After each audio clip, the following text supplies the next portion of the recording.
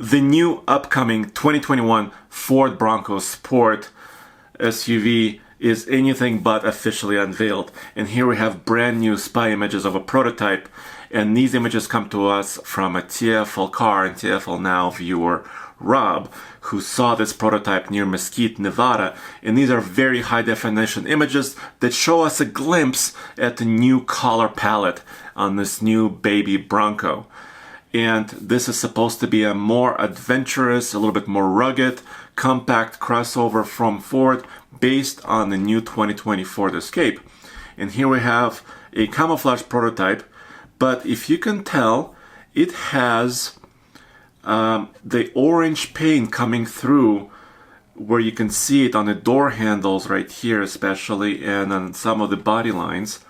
And we have some unofficial information based on VIN decoders and other leaks from dealership ordering guides, etc., etc. None of this has been officially confirmed by Ford, but we have some information about this upcoming little crossover, which is has a little bit more ground clearance, a little bit more all-terrain, off-road focused tires. So it's basically taking the new technology that's found in the new Ford Escape, and it's kind of translating it a little bit more for off-road adventurous use.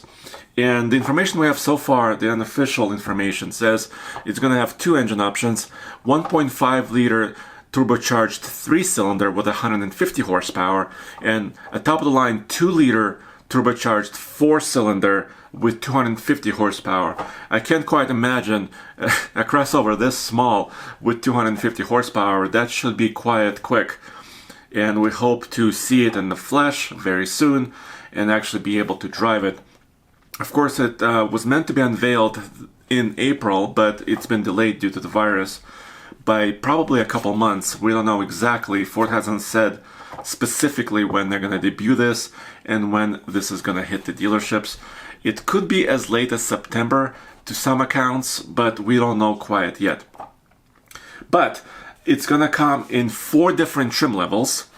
Here, let me show you another look at this crossover. This is a different prototype caught recently as well.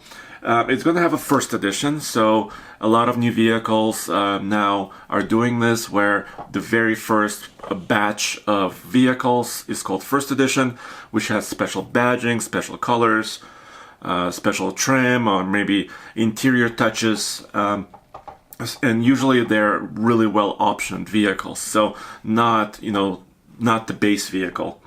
And then they're going to have 3 other trim levels called Big Bend, Outer Banks, and Badlands. I think Badlands is probably the one I would want, but I think what Ford is going for here, and this is unofficial once again, it's actually naming their trim levels based on different regions of the country where this crossover may be very, very popular.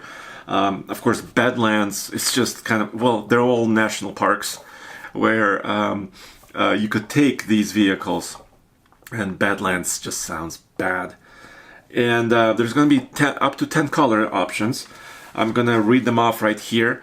And I think this new spy shot that we see here is Cyber Orange Metallic, because I can see a bit of orange coming through.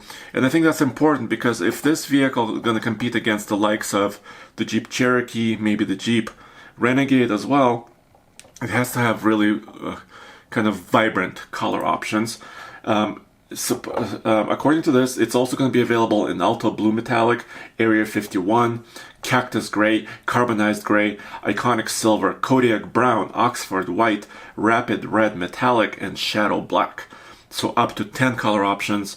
And if you look at, Kodiak Brown sounds interesting. We haven't seen a color like this, especially in a crossover similar to this.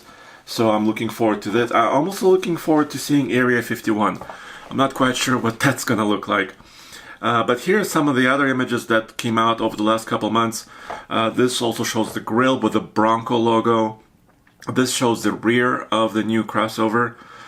Spells out Bronco Sport, and it has more of a kind of blocky design in the rear, which I like. But I wanted to ask you a question, guys.